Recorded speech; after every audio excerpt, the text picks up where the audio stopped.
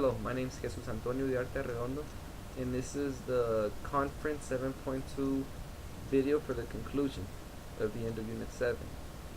Now, throughout Unit 7, I've learned several things, and I've also got to notice the way I've been working since day one as a teacher. I notice now what I teach automatically, things I need to refresh up on, and things I can handle quite well. Also, some things of the past that I've gotten myself in a rut. Now, for example, the things I teach automatically is the vocabulary. At the beginning of every week, on the Monday, if the week starts on Monday or if the week starts on Tuesday, I always start the class with spelling words, challenge words, vocabulary words that students are going to see throughout the week in the unit, words I feel they're going to have difficulties with when they come across them.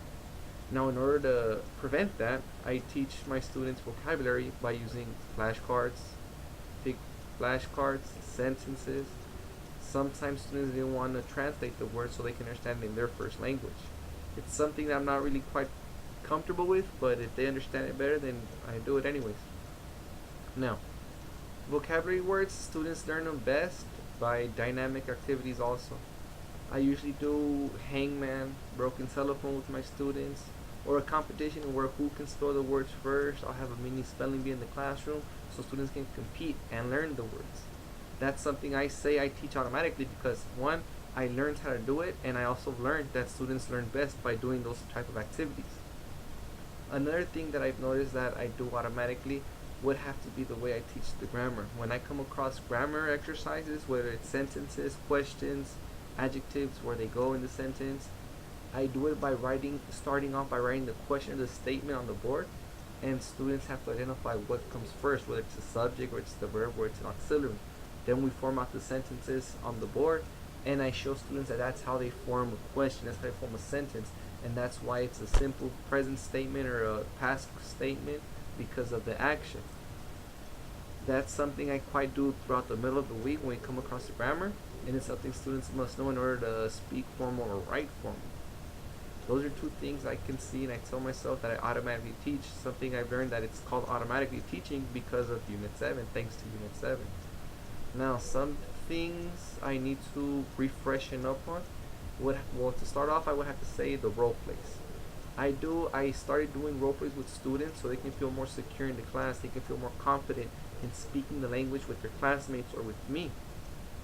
I used to have different type of tasks for students, like getting groups, conversate, present in front of the class, but I've noticed that that's coming to an end. I'm kind of getting into a rut with that. So what I have to do, I have to think on how to refreshen that up. Things that Unit 7 made me realize and take a look at. So thanks to Unit 7, I'm actually working on that right now with my teaching. Now, listening exercises. I'm usually playing audio for students, and students have to listen to it, and students have to write about it or answer questions. That's something I do too as well, but I'm also noticing that students have problems with it, so I need to refreshen up on how I teach that. Things that I can handle pretty well will have to be reading activities.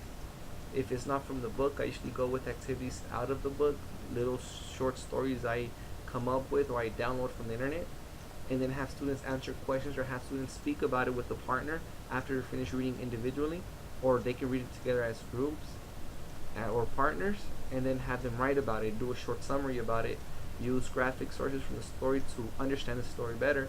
All those types of activities and exercises I do with my students, I can tell I handle reading exercises quite well because they're understanding it better. Every time they see something or listen to something, I see that my students are learning it and understanding it thanks to those reading exercises.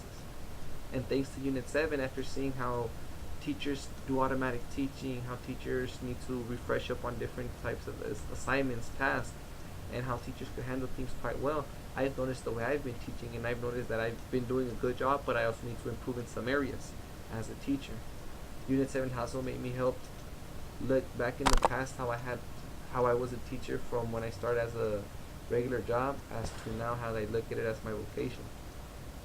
Thank you. That's my video for English 6 for Professor Joel.